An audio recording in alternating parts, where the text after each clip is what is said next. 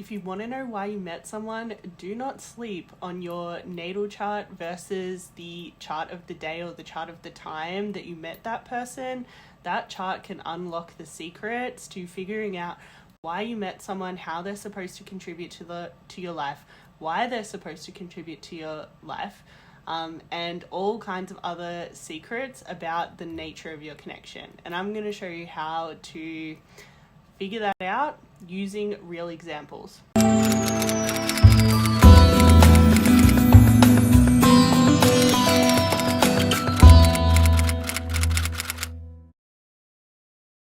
Hi Wildings, my name is Jade Rewilding and you are on the Wilding Astro Tarot channel. That is a mouthful. I'm going to regret that later. This is my face. If you are a returning sub, you normally see my hands on our beautiful tarot videos, but as you have all been forewarned with my little community post, we are going to be doing tarot and astrology content on this channel because you guys asked for a blended channel. So here I am delivering. For today's video, I'm going to show you how I figure out why someone entered my life based on the synastry wheel between my birth chart and the transit chart or the daily chart of the exact time and date and place that I met someone. I'm going to show you two different people, one who I have a lot of hindsight and retrospective knowledge about because it's a past connection, and then another connection which is newer, but I do have a lot of ideas about how they're going to impact my life based on astrology. In this video, I'll focus on how I'm being impacted by others, but I'll most likely do a part 2 to this video where I'll talk about how I impact others. We're going to start with the person that I just met. So we're going to pull up my birth chart in a synastry wheel with the event of when I met them. So that was the 2nd of March 2022 at 12:16 p.m. in my local time. That's when they slid into my DMs. And straight away I can see that this connection is most likely a soulmate connection. It is going to expand my divine feminine energy, and there's a very good chance of either getting married and or having babies with this person. So the biggest sign that this is a soulmate connection is the fact that two soulmate energies were both in important transits. So we first had a Venus return.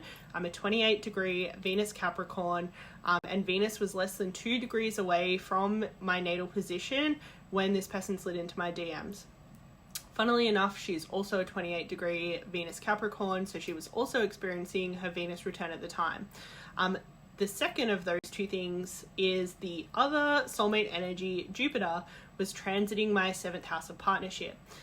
So Jupiter's transits are heavily associated with bringing in soulmate energies, especially through the 7th, but also through the 3rd and 11th when Jupiter is trining the 7th house. If we look more closely at those two soulmate energies, we can unpack a little bit more about what kind of soulmate energy this is and what is likely to come into my life from this connection. So first of all, you can see at the Venus transit, we also have a Mars, Pluto and Vesta conjunction as well as the Venus conjunction.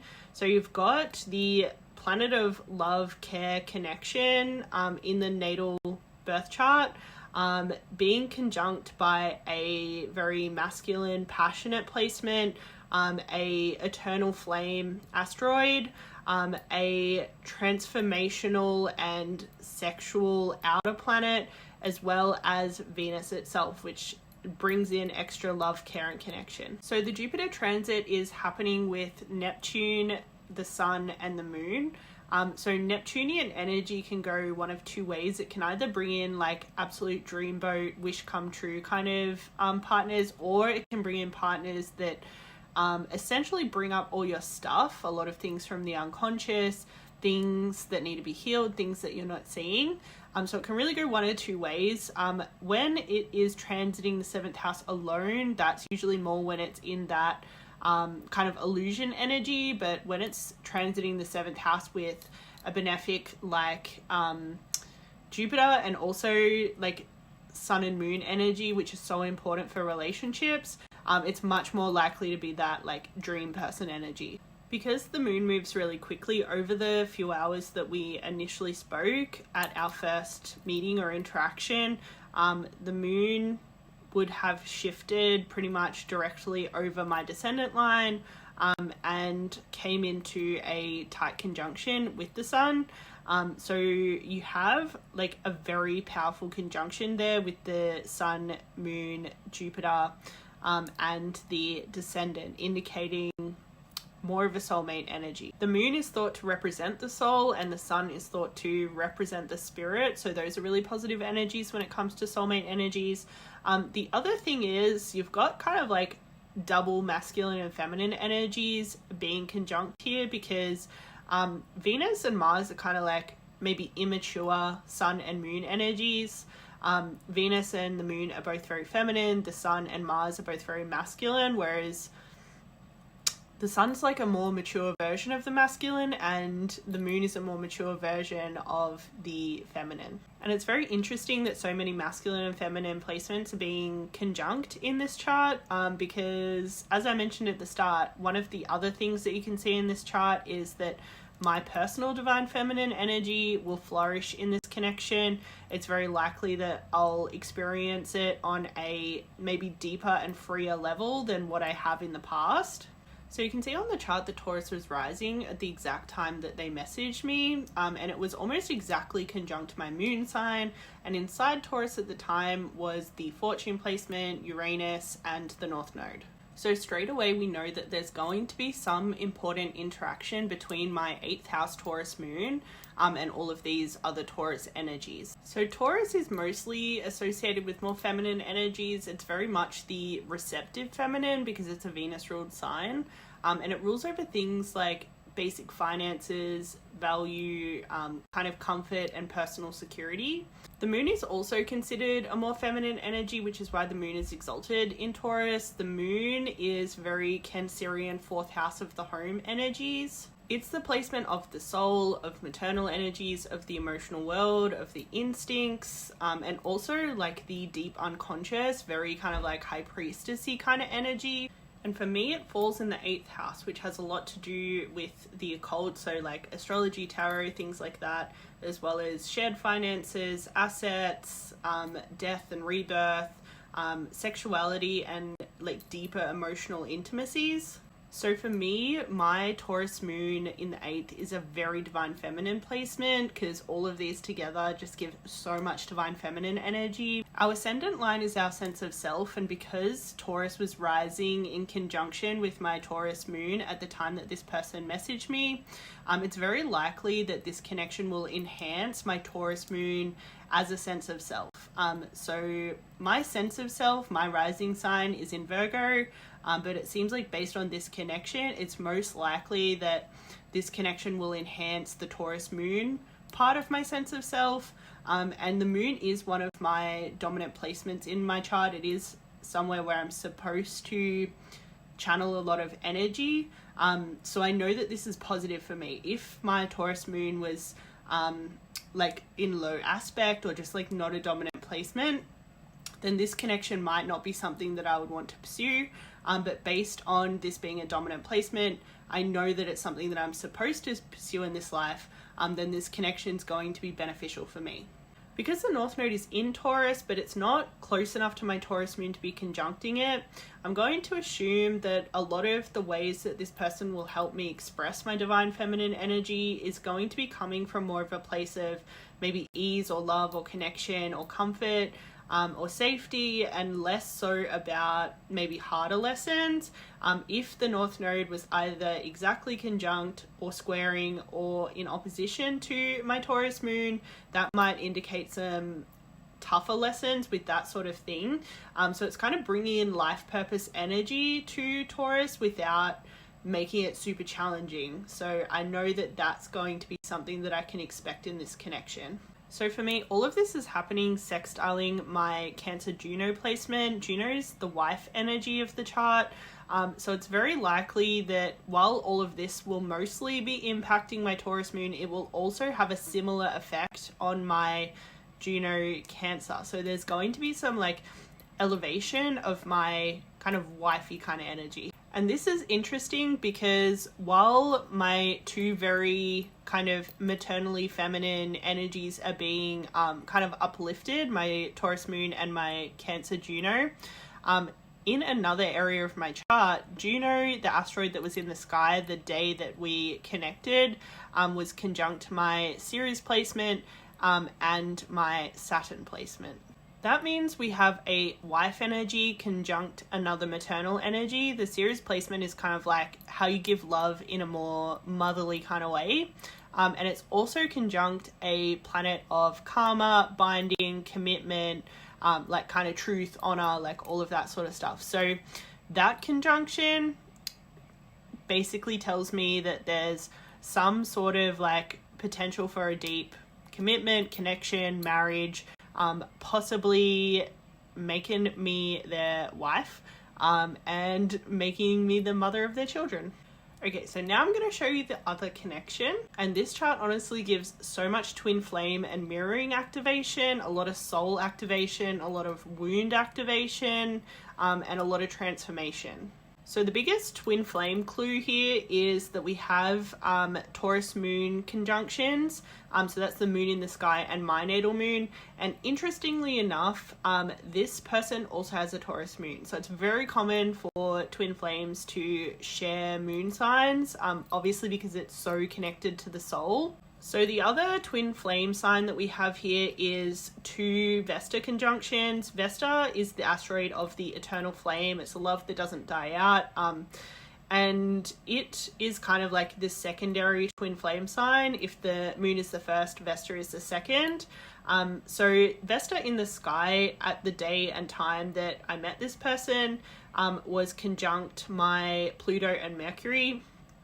So you've got a eternal flame conjunct a deeply spiritual, transformative, and kind of awakening energy, as well as a kind of like mind opening energy as well. And then in a very twin flamey mirroring fashion, we have the Mercury that was in the sky conjunct my natal Vesta and my sun sign.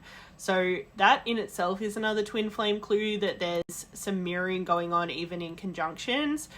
So you've got, again, a thinking communication conjunction with my personal eternal flame sign and also my personal spirit sign, which is the sun. So that's like my highest self, my kind of highest expression of myself, as well as my ego and my shadow. So it's just very fitting that all of those placements are all conjunct each other, and this is all happening very close to each other. It's all happening in my third house, which spans both Scorpio and Sagittarius for me.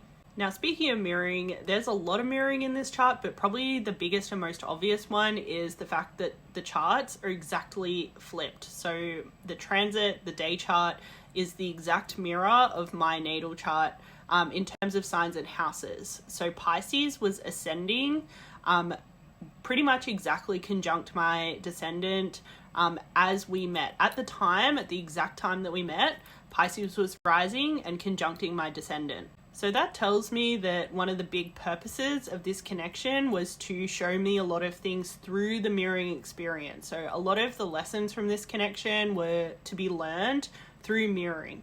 And we can have a look at what those lessons were fated to be based on what's happening with the Chiron placements, the North Node, the vertices, Saturn and Venus, my Lilith placement, and also what's happening with Neptune. So first of all, with the Chiron placement, this is the wounded healer. It's where we are wounded deeply in our youth and where we grow, where we heal, and then are able to heal others. I'm a 12th house Leo Chiron, which means that a lot of my wounded energies that I am healing and then will heal others have to do with themes of the unconscious, the collective unconscious, kind of societal conditioning, spirituality, fun, sex, pleasure, play, creativity, and children. And when I met this person, the North Node and Ceres were both transiting Leo, which means that a big part of the purpose of this connection was to teach me lessons about my Chiron placement, to make me understand it on deeper levels. And it seems like it was basically vitally important that I kind of came out of it wanting to be a mother by the looks of it, just based on that North Node and Ceres conjunction right over my Chiron. Before that connection, I definitely wasn't sold on kids. Like, I thought I kind of wanted them, but it wasn't 100% for me. But definitely after that connection, I left being like 100% I need to be a mum in life. And that lesson was mirrored, funnily enough, in my 5th house, which Leo naturally rules, where I have my Venus, Neptune, Uranus, and Pallas placement. Pluto was transiting that house at the time. Pluto's a deeply transformative, an awakening energy, and it was tightly conjunct Neptune, Uranus, and Pallas.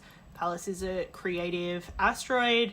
Neptune deals a lot with 12th house themes. It rules it modernly, and it also has a lot to do with spirituality.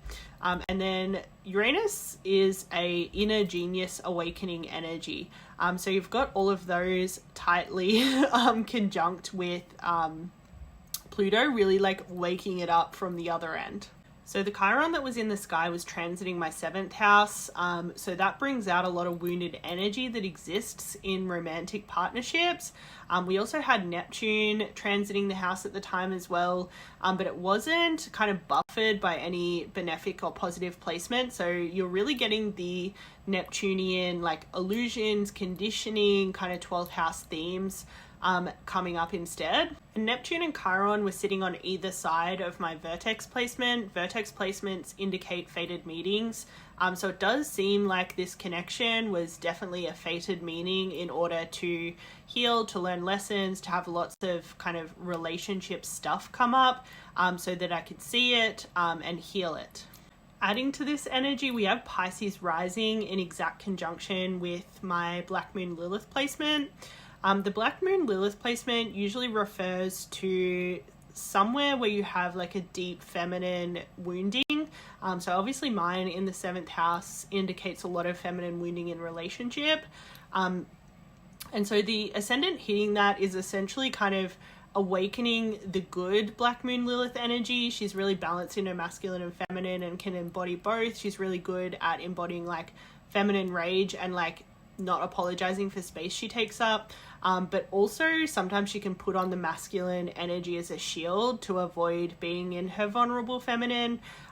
So essentially that kind of conjunction is essentially trying to create some balance, making sure that the masculine isn't masking and the feminine rage is able to be expressed.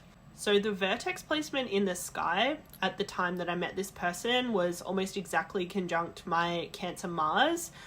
Now, I believe this was doing 2 things. The first is that it was kind of like backing up that good expression of masculine energy, similar to the ascendant on the Lilith placement. But it was also, I believe, awakening desire for a masculine energy, or just like connection to a real masculine energy, potentially for the first time, in a deep way at least. So the last kind of obvious lesson when it comes to what the mirroring in this connection was supposed to teach me comes from the Saturn and Venus conjunction in the 4th house. The 4th house rules family of origin, roots, home, especially kind of lessons that we pick up from the home, more so from the maternal energies, but just from the home in general, that end up being that conditioning in the 12th house. So they're very connected in that way. And the Saturn and Venus conjunction were definitely showing a lot of the kind of karma, the lessons, and definitely my approach to love based on all the conditioning that I received from the 4th house of the home energy. So what's interesting is just a few degrees over from that Saturn and Venus conjunction, we also have a Lilith and Sun conjunction. And they're conjuncting each other close enough together that all 4 planets are considered in conjunction.